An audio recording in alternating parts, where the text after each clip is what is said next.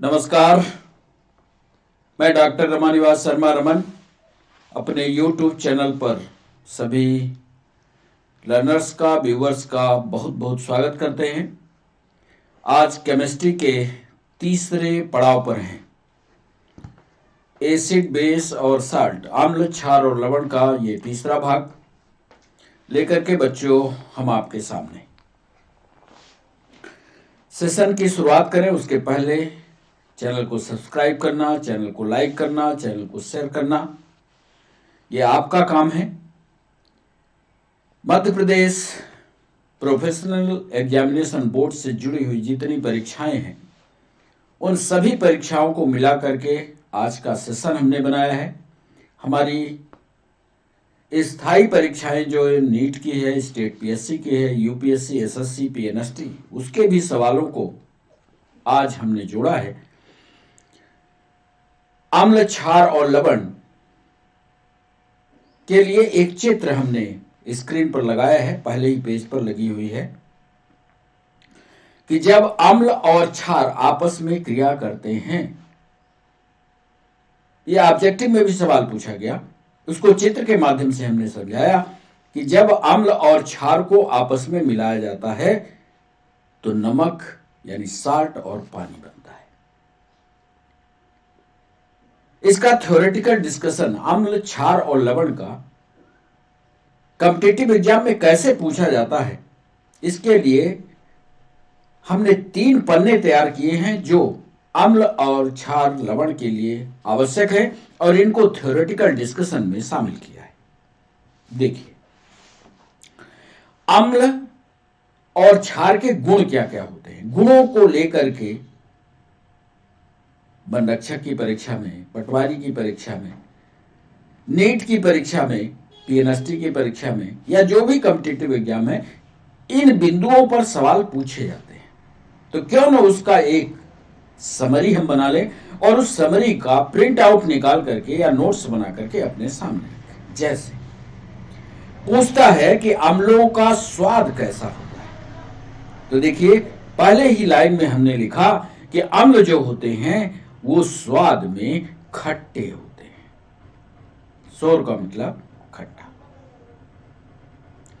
क्षार को हमने लिखा कि साहब क्षार जो होते हैं वो कड़वे होते हैं।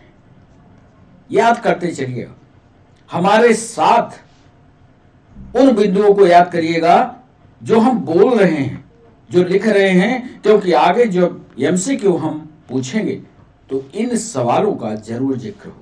आप लगातार हमारे साथ बने रहिए। 30 मिनट का सेशन होता है। इस 30 मिनट के सेशन को पूरी तन्मयता के साथ सुनिए। हो सकता है बहुत सारी बातें हम लिख करके न बोल पाते हों, मुंह से बोलते हों, तो उसको भी पकड़ने, उसको भी सुने, आपका फायदा होगा। डू नॉट फील स्लीपरी, इसमें चिकनाहट नहीं होती। ध्यान दीजिएगा, अम्ल में चिकनाहट नहीं होती, चिकनाहट नहीं, और क्षार उसी के स्थान पर चिकनाहट वाला होता है।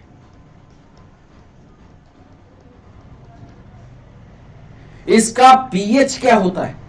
अम्लों का पीएच हमेशा 7 से ज्यादा होता है, ये ज्यादा का चिन्ह है, और इसका पीएच 7 से कम होता है।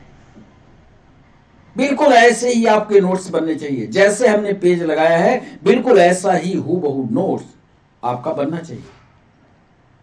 पीएससी जो परीक्षाएं मेंस की कॉपी लिख रहे हैं, उन मेंस की कॉपी में अम्ल और क्षार में अंतर आ जाए तो बिल्कुल सेम ऐसा ही प्रिंट आउट निकाल दीजिए, ऐसा ही टाइप कर दीजिए, आपको पूरे नंबर मिलेंगे।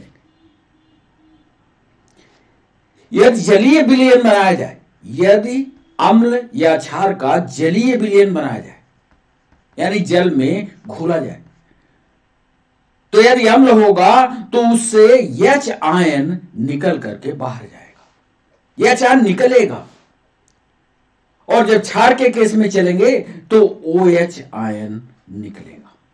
ध्यान कीजिएगा, एच आयन पर पॉजिटिव लगाते हैं, OH आयन पर नेगेटिव लगाते हैं। जब OH आयन निकले तो वो क्षार है, जब एच आयन निकले तो वो अम्ल है।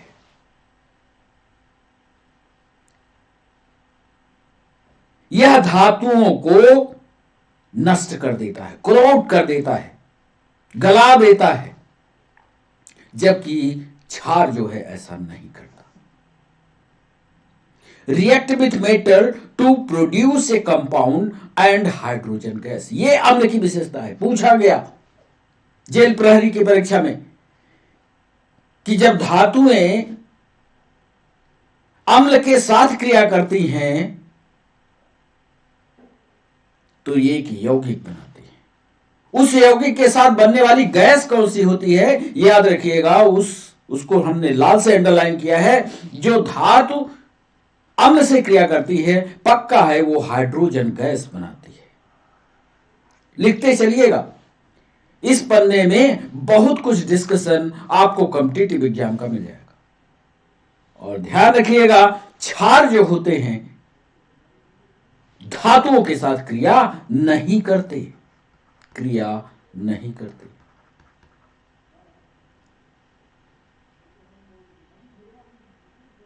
और ना ही हाइड्रोजन गैस बनाते। और ये तो आप पक्का जानते हैं कि यदि लिटमस पत्र, जो अम्ल और क्षार की पहचान है, लिटमस पत्र जो होते हैं, यदि लिटमस पत्र के साथ इसका संपर्क रखा जाए तो अम्ल जो होते हैं लाल में परिवर्तित होते हैं, और लिटमस पत्र क्षार के केस में नीले में परिवर्तित होता है।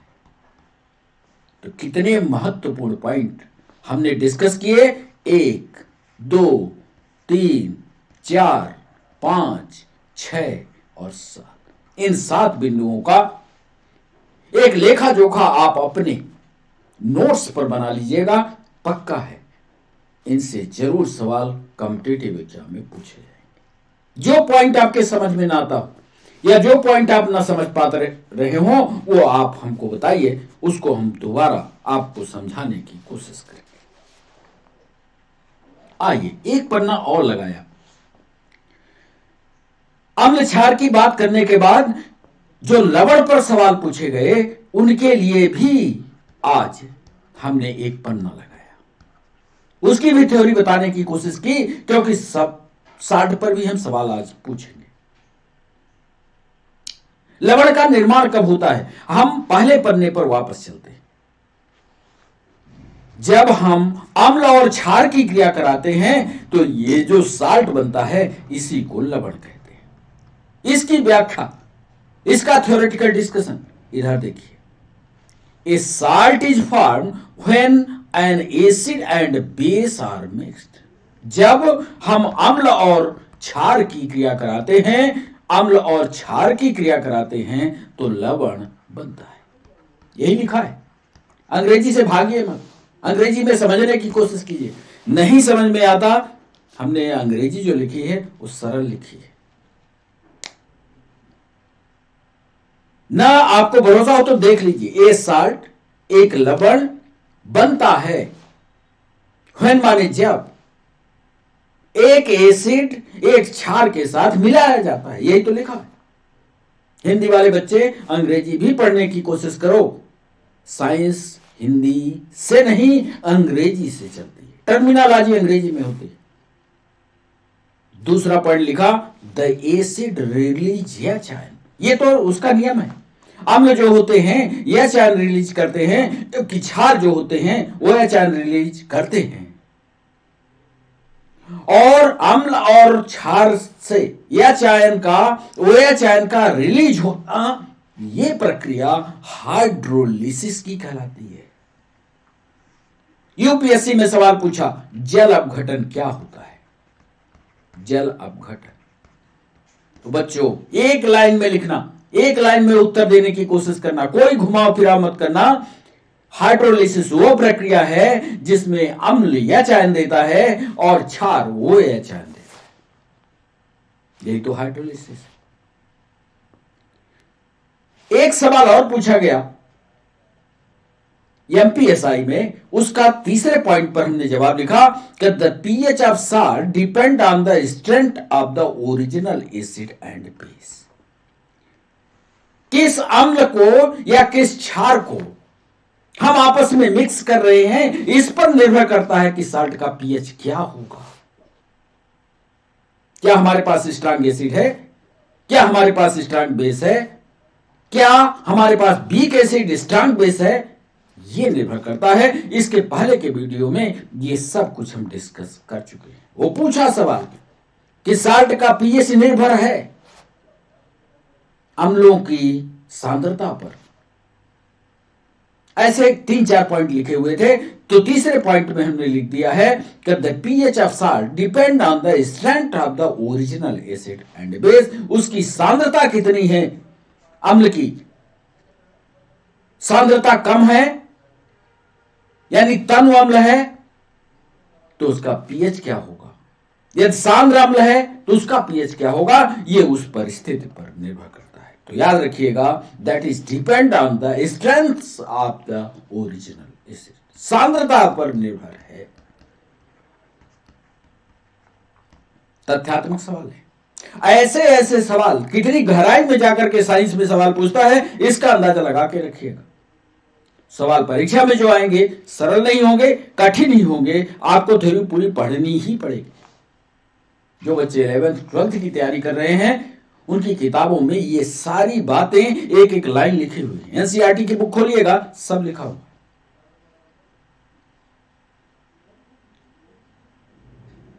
यहां देखिए, इसी बात को दर्शाने के लिए, इसी बात को, तीसरे पॉइंट को दर्शाने के लिए हमने इधर एक चार्ट बनाया। जब स्ट्रांग एसिड हो यानी ताकतवर एसिड हो, सांद्र अम्ल हो और स्ट्रांग बेस हो, तो पीएच जो होगा वो 7 होगा यानी करीब करीब उदासीन होगा। ये सवाल नीट में पूछा गया, थ्योरेटिकल डिस्कशन है। जब दोनों स्ट्रांग हो गए तो मामला न्यूट्रल हो गया। मान लीजिए आप किसी से झगड़ा करते हो, आपकी ताकत और सामने वाले की ताकत बराबर है, तो क्या कोई किसी को पटक पाएगा? नहीं पटकेगा, जूझे रहोगे। यानी दोनों मैच जो है, दोनों की मार पिटाई जो है, टाई, उदासी। अब देखो, वीक हुआ एसिड, अम्ल कमजोर पड़ गया, क्षार ताकतवर हो गया, तो किधर खींचेगा? ध्यान देना, इसका पीएच 7 से कम हो जाएगा यानी यह क्षारीय लवण होगा। बहुत इंपॉर्टेंट स्लाइड है। यदि आपने इसको एक बार समझ लिया तो कितना भी कठिन सवाल आएगा आप जवाब दे लो। किस पर निर्भर कर गया? इसके बेस पर निर्भर कर गया। बेस ने इसको क्षारीय बना दिया। इसी का उल्टा देख लो, एसिड जब ताकतवर हुआ तो जो आपको लवण मिला वो अम्लीय मिल गया। ये तो जवाब दे लोगे। अब जब हम सवाल आपसे एमसीक्यू पूछेंगे कि स्ट्रांग एसिड हो और वीक बेस हो तो बनने वाला लवण अम्लीय होगा, क्षारीय होगा। बच्चों, इस पन्ने को यदि आपने प्रिंट आउट कर लिया, प्रिंट आउट निकाल लिया, नोट्स बना लिया, तो कहीं से भी पूछेगा जवाब आप दे लोगे। दोनों वीक मिल गए, दोनों वीक है, तो depends on which is stronger. ये दोनों वीक मिल गए तो बराबर के कमजोर जो भी ताकतवर मिलेगा उस समय थोड़ा भी 19-20 हुआ उसी पर निर्भर कर जाएगा। और यह सवाल ईएमपीएसआई में पूछा। इसको समझाने के लिए हमने ये पन्ना लगा दिया है, जरा गंभीरता से इसको समझिएगा, समझ करके नोट्स बनाइएगा, नोट्स बना करके हमें दिखाइएगा जरूर। लवण का उपयोग क्या है, इस पर सवाल पूछा गया। और अक्सर कॉम्पिटिटिव एग्जाम में या जो आने वाली जैसे पटवारी की परीक्षा है, ये प्रहरी की परीक्षा है, वन रक्षक की परीक्षा है, उसमें अक्सर ये सवाल पूछेगा अमोनियम साल्ट का उपयोग कहां होता है। जो टार्च में बैटरी लगती है ना, उसमें अमोनियम क्लोराइड का इस्तेमाल होता है, याद करो। अमोनियम नाइट्रेट का उपयोग कहां होता है? खाद के रूप में होता है। कैल्शियम क्लोराइड, ये सब के सब साल्ट हैं, याद कर लेना, इतने साल्ट 9 साल्ट का हमने लेखा जोखा दिया है और आपके कॉम्पिटिटिव एग्जाम जितने अभी तक हुए हैं इन्हीं 9 साल्ट के बारे में पूछा गया है। इससे ज्यादा 10वां साल्ट नहीं पूछा है।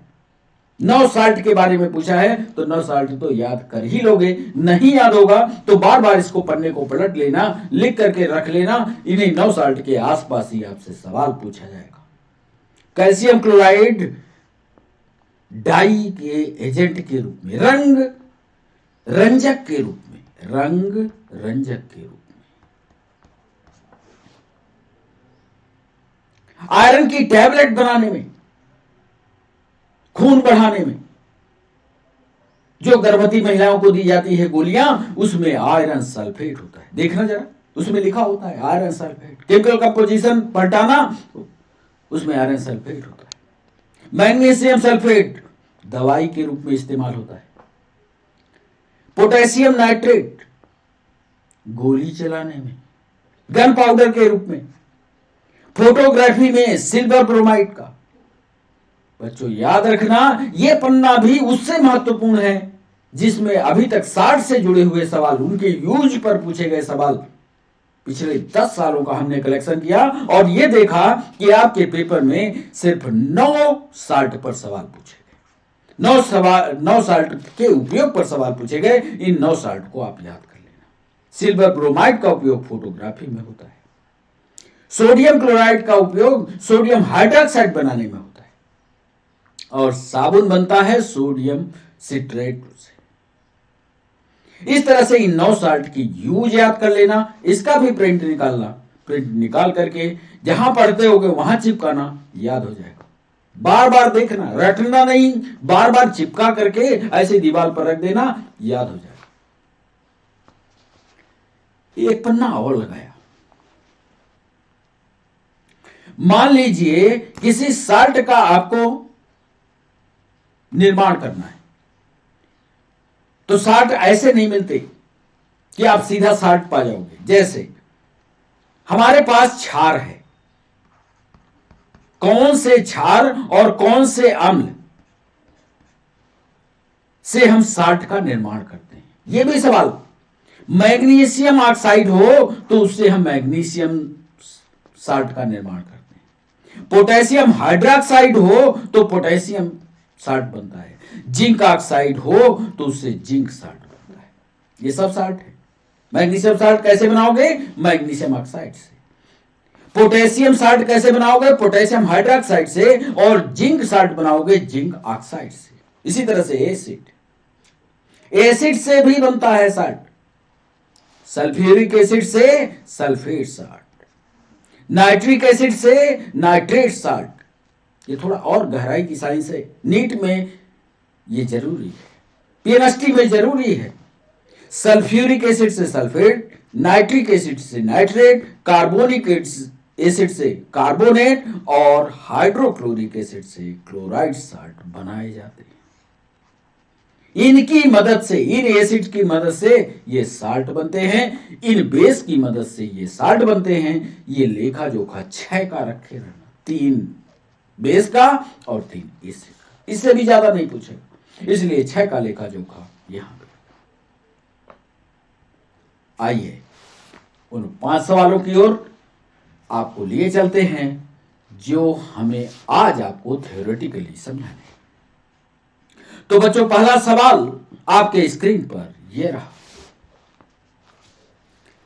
अम्ल बनते हैं, बिल्कुल सरल सा सवाल, यदि आपने थ्योरी ठीक से समझ ली होगी। अम्ल यानी एसिड बनते हैं जब, कब बनता है एसिड, यह सवाल हमने पूछा। ए ऑप्शन दे रहे हैं धातु यानी मेटल, धातु ऑक्सीजन के साथ, ऑक्सीजन के साथ संयुक्त होती है। बी ऑप्शन अधातुओं के ऑक्साइड, अधातुओं के ऑक्साइड जल में विलय होते हैं।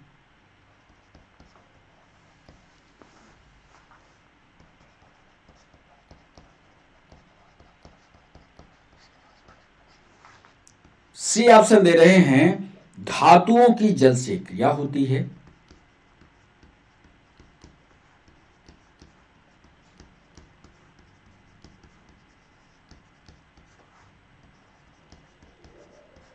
सवाल को समझिएगा, एसिड कब बनेगा, शर्तें पूरी, पहले स्लाइड पर चले जाइएगा। धातुओं की जल से क्रिया होती है। और डी अंतिम ऑप्शन दे रहे हैं क्षारों को या बेस को, क्षारों को जल में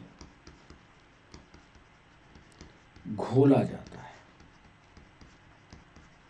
एक ही सवाल है मेरा, एसिड कब बना पाओगे, जब धातु ऑक्सीजन के साथ जोड़ दोगे। क्या जब अधातु को के ऑक्साइड को जल में घोल लोगे, क्या धातुओं को जल से क्रिया करा लोगे, या क्षारों को जल में घोल दोगे, तब एसिड बनेगा। सही ऑप्शन कमेंट सेक्शन में कीजिएगा। नहीं बनेगा तो इसका एक कंप्लीट डिस्कशन, थ्योरेटिकल डिस्कशन करके हम आपको समझाएं। बच्चों, दूसरा सवाल आपके स्क्रीन पर यह रहा। Chile saltpetre, Chile saltpetre क्या है? ए ऑप्शन देखिएगा, NaNO3। B option Na2SO4। C option KNO3 और डी ऑप्शन Na2CO3। क्या सोडियम नाइट्रेट है, क्या सोडियम सल्फेट है, क्या पोटेशियम नाइट्रेट है, क्या सोडियम कार्बोनेट है? चिली साल्ट पीटर का सही फार्मूला क्या है, कमेंट सेक्शन में आप बताइए। नहीं बनता कोई बात नहीं, इसका विस्तार से उपयोग के साथ और किसने खोजा, इस पर भी सवाल पूछा गया। इसी सवाल के साथ 3-4 सवालों का जवाब आज हम डिस्कशन के पेज में लगाएंगे, आपको समझाएंगे। बच्चों, तीसरा सवाल आपके स्क्रीन पर यह रहा। सोडियम कार्बोनेट, ध्यान से सुनिएगा, सोडियम कार्बोनेट का निर्माण, सोडियम कार्बोनेट का निर्माण किस विधि के द्वारा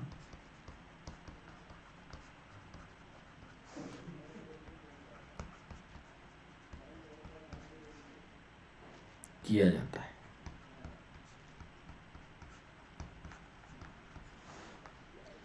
सोडियम कार्बोनेट का निर्माण किस विधि के द्वारा, मेथड पूछ रहे हैं। यदि आपने 11th 12th की केमिस्ट्री को अच्छे से पढ़ा है, जो पढ़ रहे बच्चे हैं उन्होंने अब तक पढ़ लिया होगा। सोडियम कार्बोनेट का निर्माण किस विधि से किया जाता है? ए ऑप्शन दे रहे हैं, क्या वह कास्टनर की विधि है, कास्टनर विधि है। बी ऑप्शन दे रहे हैं साल्वे की विधि है।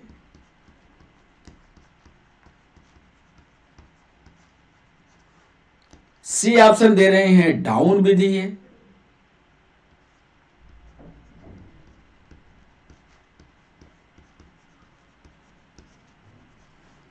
और डी ऑप्शन दे रहे हैं गोसेज की मेथड है।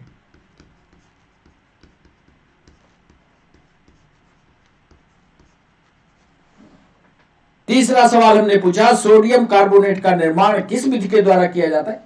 सामान्य केमिस्ट्री, जनरल केमिस्ट्री जो भी पढ़ा है वो इस विधि को जानता है। अक्सर परीक्षा में 11th 12th की परीक्षा में पूछा भी जाता है कि सोडियम कार्बोनेट का निर्माण किस विधि के द्वारा किया जाएगा? कास्टनर की विधि है, साल्वे की विधि है, डाउन की विधि है, गोसेज की विधि है। सही जवाब कमेंट सेक्शन में कीजिए। नहीं बनेगा तो इस पूरी विधि का थ्योरेटिकल डिस्कशन आज हम आपके साथ शेयर करेंगे। बच्चों, चौथा सवाल आपके स्क्रीन पर यह रहा।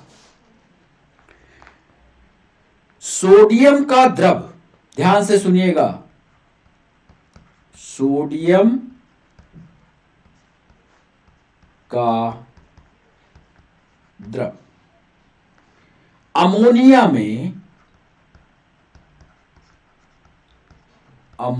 में यह है सोडियम, यह है अमोनिया।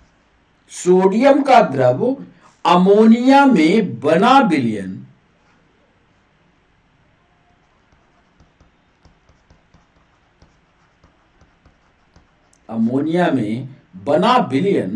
नीले रंग का होता है।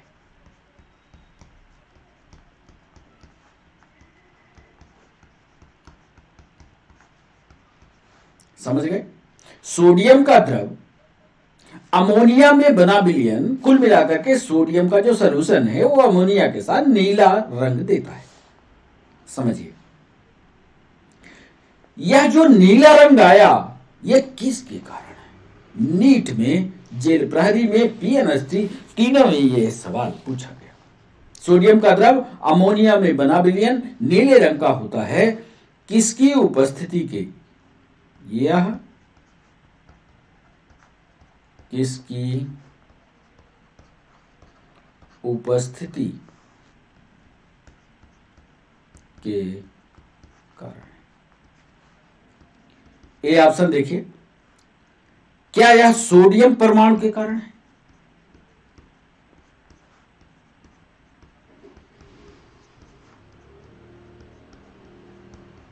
अब ये ट्रिक आप समझ गए तो उत्तर बन जाएगा। बी ऑप्शन दे रहे हैं, क्या अमोनियम परमाणु के कारण है?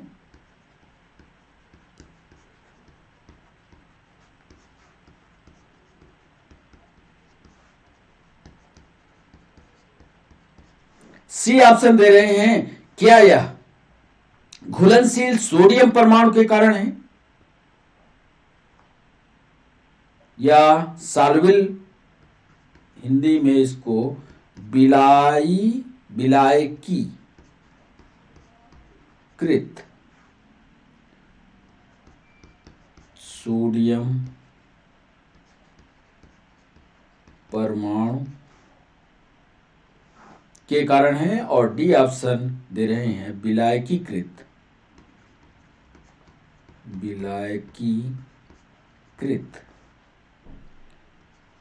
इलेक्ट्रॉन के कारण है।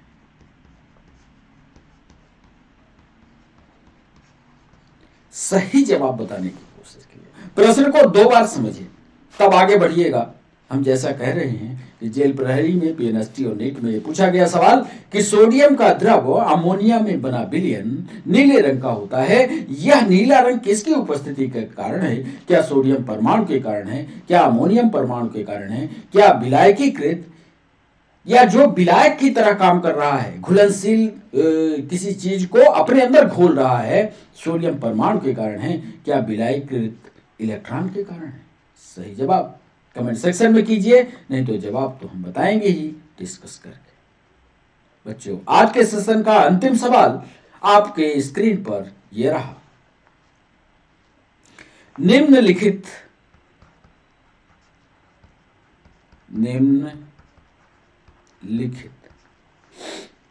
में उभयधर्मी, मतलब दोनों धर्म, अम्लता और क्षारता दोनों, एसिडिटी और बेसिडिटी, उभयधर्मी ऑक्साइड बताइए।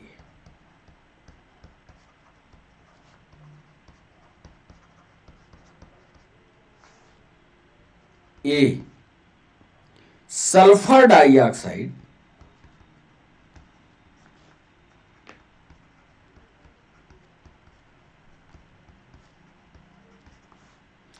बी ऑप्शन नाइट्रोजन डाइऑक्साइड,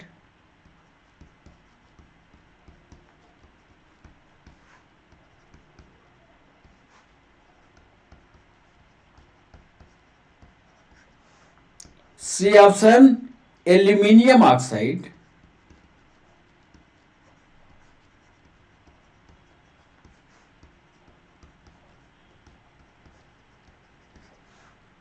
और डी ऑप्शन कैल्शियम ऑक्साइड।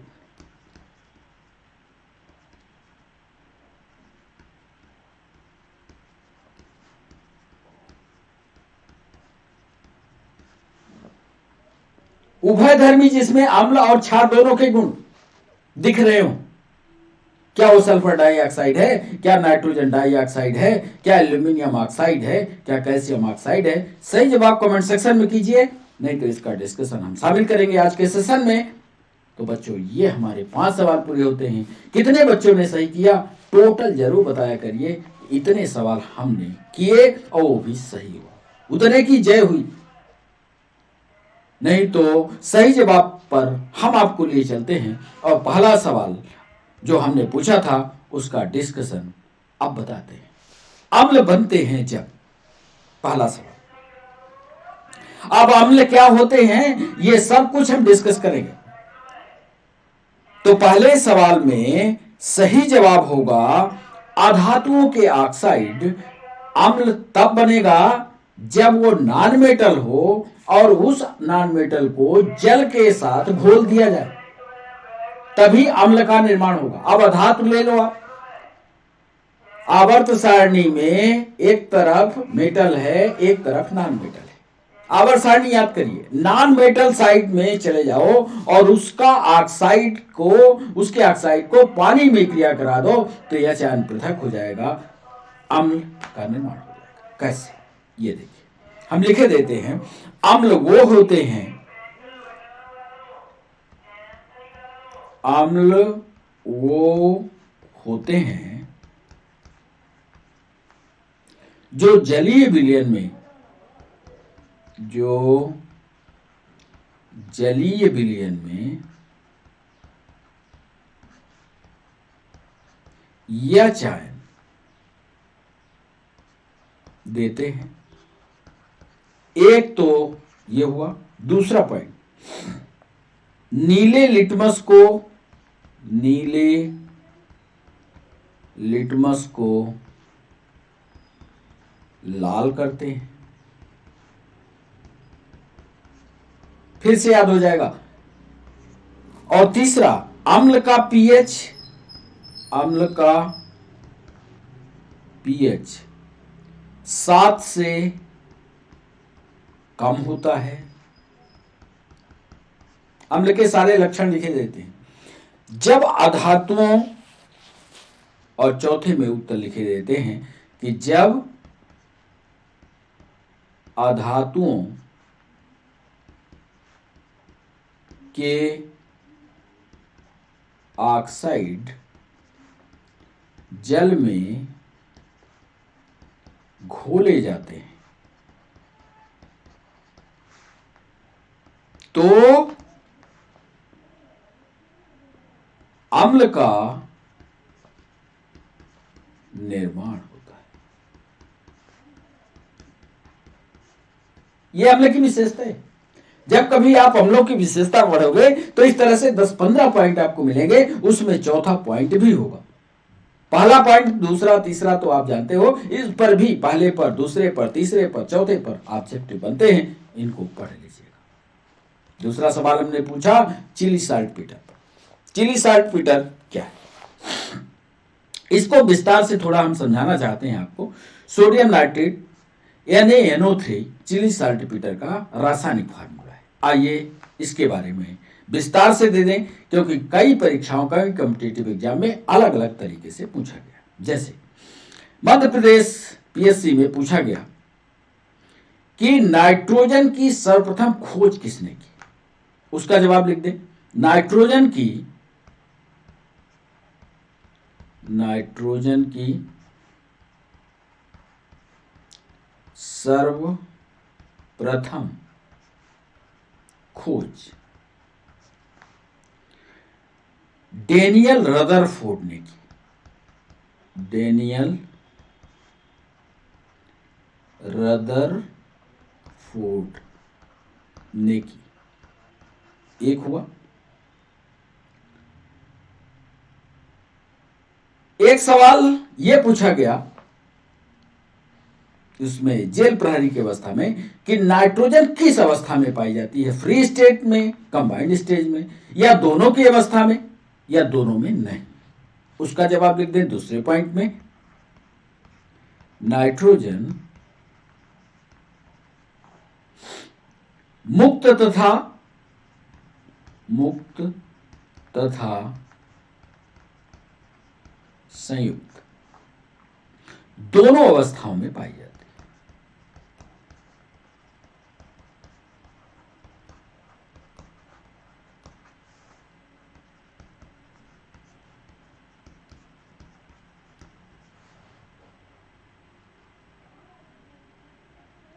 अब नाइट्रोजन मुक्त और संयुक्त दोनों में, मतलब नाइट्रोजन को फ्री स्टेट में भी आप देख सकते हो और संयुक्त अवस्था में देख सकते हो। जरा वापस आओ, यहां पर नाइट्रोजन जो है वो संयुक्त अवस्था में दिखाई दे रही है, जिसको चिली साल्टपीटर कहते हैं। अब इसको तीसरे पॉइंट में लिखे देते हैं, नाइट्रोजन संयुक्त अवस्था में, नाइट्रोजन संयुक्त अवस्था में अनेकों, ध्यान से देखिएगा, अनेकों प्राकृतिक रूप में मतलब लैब में बनाई नहीं गई है, नेचुरल रूप में, अनेकों प्राकृतिक रूप में पाए जाने वाले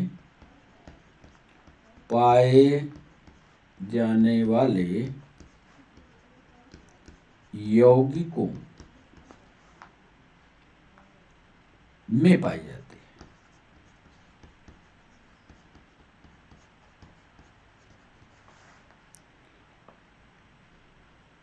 इसके प्रमुख उदाहरण चौथे पॉइंट में लिखिएगा। ये सारे सवाल पूछे गए, इसके प्रमुख उदाहरण, नाइटर इसको बोलते हैं, नाइटर KNO3 पोटेशियम नाइट्रेट को, और चिली साल्टपीटर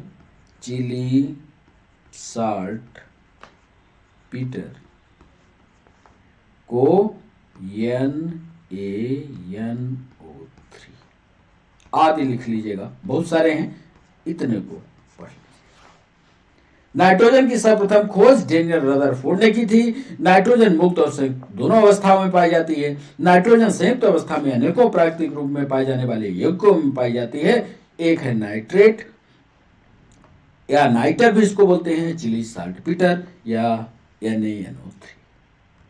जो तीसरा सवाल, सोडियम कार्बोनेट का निर्माण किस विधि के द्वारा किया जाता है? सोडियम वाले चैप्टर में, उसके यौगिकों के बारे के चैप्टर में जब आप जाओगे तब ये आपको विधि मिलेगी। इसको साल्वे की विधि कहा जाता है। इस पर लिखने को भी आया है PSC में, UPSC में, या साइंस के जो चैप्टर्स होते हैं 11th 12th में, ये साल्वे की विधि पर नोट्स लिखने को आता है, 60 नोट लिखने को आता है।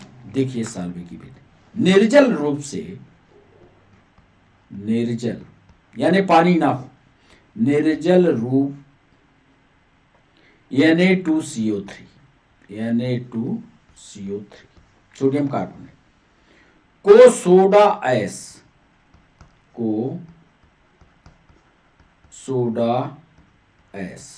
एस माने राख, तथा क्रिस्टलन जल युक्त, क्रिस्टलन मतलब टुकड़ों के रूप में, क्रिस्टलन हाइड्रेटेड जल युक्त, ध्यान से समझ लीजिएगा, जल युक्त सोडियम कार्बोनेट Na2CO3 10H2O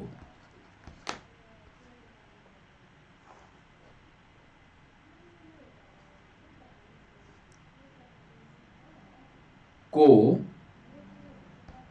बासिंग सोडा या धोवन सोडा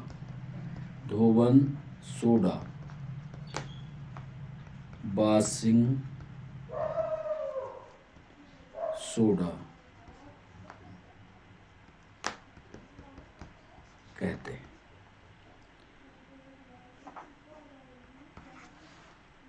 दूसरा महत्वपूर्ण पॉइंट, सोडियम कार्बोनेट बनाने की विधियां।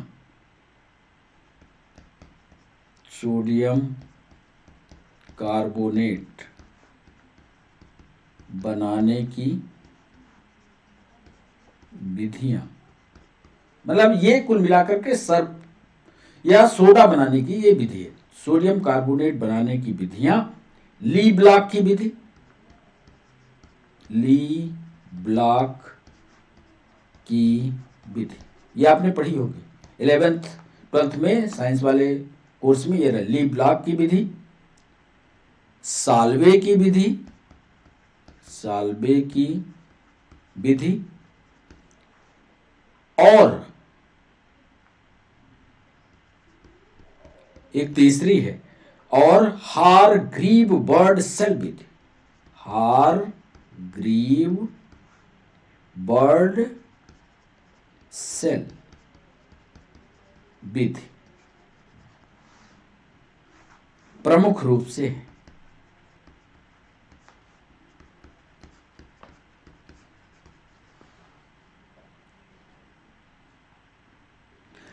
एक सवाल में एमपीएसआई में पूछा, जेल प्रणाली में भी यही सवाल पूछा गया कि सोडियम धातु का, ये तो सोडियम कार्बोनेट हो गया, धोबन सोडा बनाने की साल्वे की विधि, उसने सवाल पूछा कि सोडियम का धातु का निष्कर्षण किस विधि से किया जाता है। यही ये बात भी हम लिख देना चाहते हैं कि सोडियम धातु का, सोडियम इनऑर्गेनिक केमिस्ट्री का सवाल है, सोडियम धातु का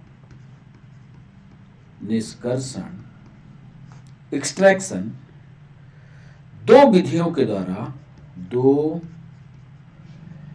विधियों के द्वारा किया जाता है।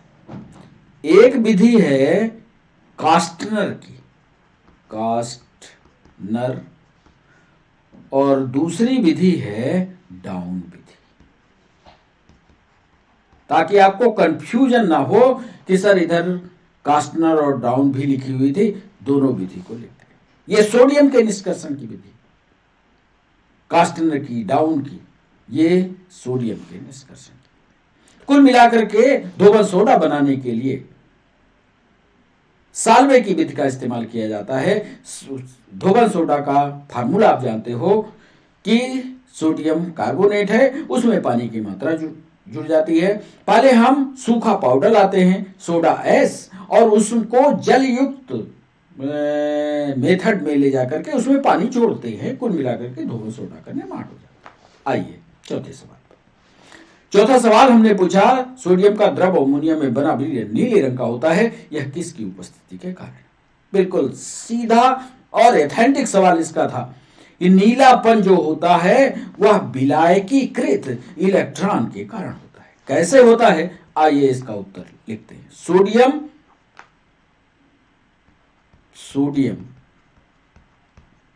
अतिक्रियाशील है।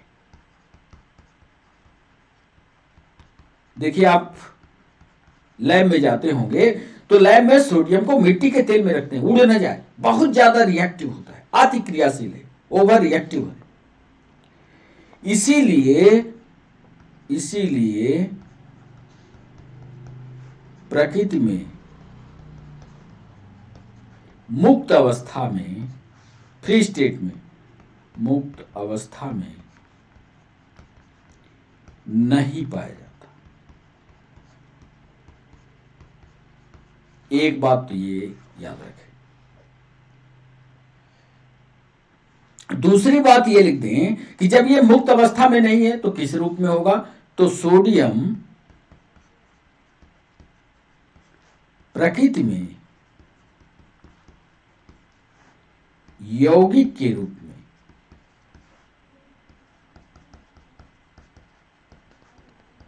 पाया जाता है। भाई जब मुक्त नहीं होगा तो किसी न किसी कंपाउंड, किसी न किसी के साथ क्रिया करके कंपाउंड के रूप में पाया जाएगा। सोडियम का द्रव, अब उत्तर पर आइए, सोडियम का द्रव अमोनिया में, सोडियम का द्रव अमोनिया में द्रव अमोनिया में, ये द्रव अमोनिया को एक साथ पढ़िएगा। सोडियम को जब लिक्विड अमोनिया में डाला गया, ध्यान से समझ लीजिए, सोडियम को जब लिक्विड अमोनिया में डाला गया, सोडियम का द्रव अमोनिया में बना विलयन। अब जब ये अमोनिया के साथ जाएगा तो उसके साथ क्रिया करेगा, नीले रंग का होता है।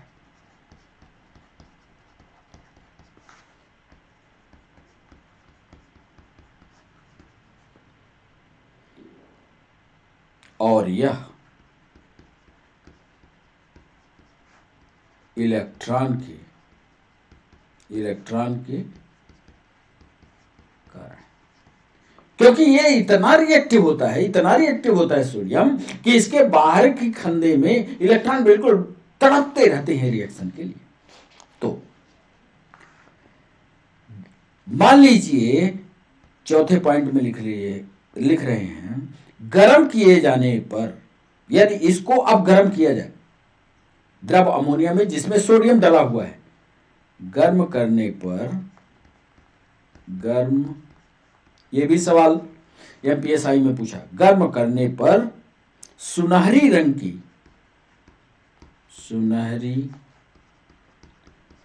की वाष्प देता है।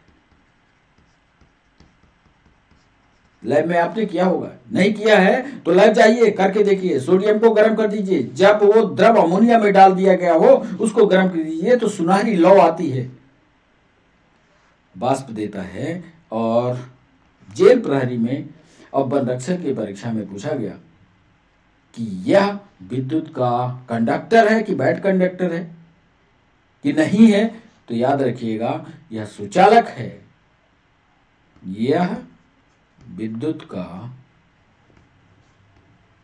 सुचालक है।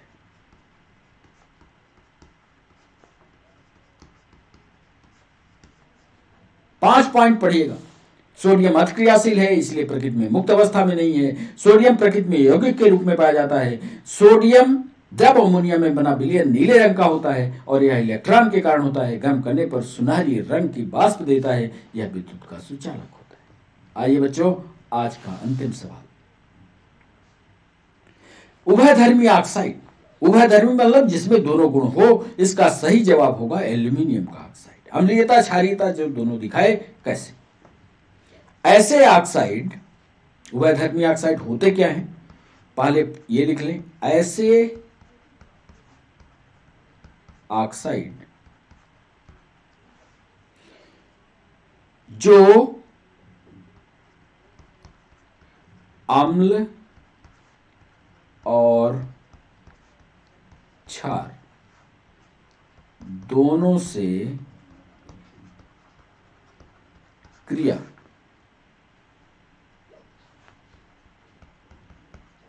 करते हैं, उभयधर्मी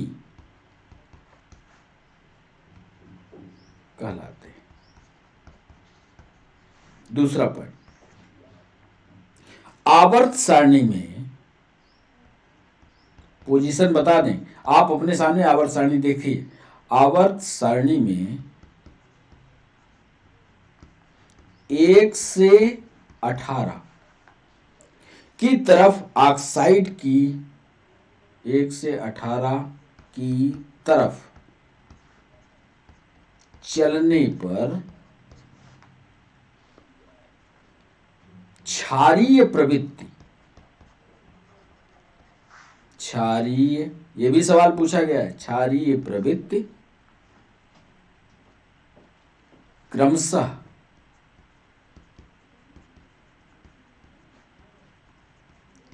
घटती जाती है तथा अम्लीय प्रवृत्ति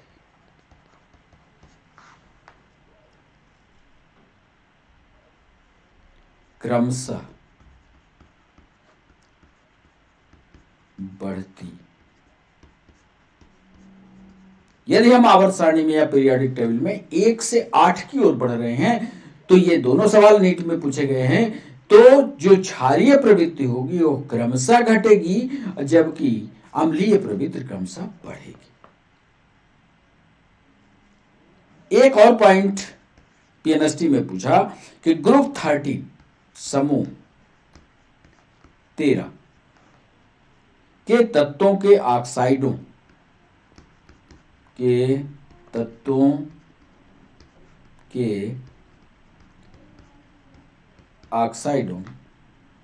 के व्यवहार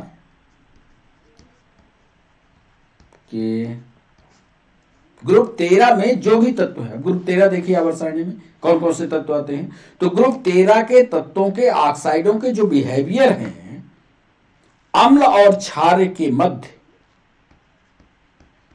अम्ल और क्षार, एसिड और बेस के मध्यवर्ती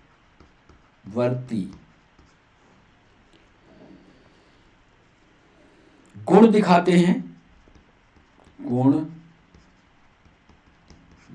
हैं, अर्थात उभयधर्मी होते हैं। अब चूंकि ग्रुप 13 में जरा आवर्त सारणी देखिएगा तो ग्रुप एल्यूमिनियम जो है कहां आता है, उसी बात को चौथे पॉइंट में लिख देते हैं। अतः एल्यूमिनियम का ऑक्साइड उभयधर्मी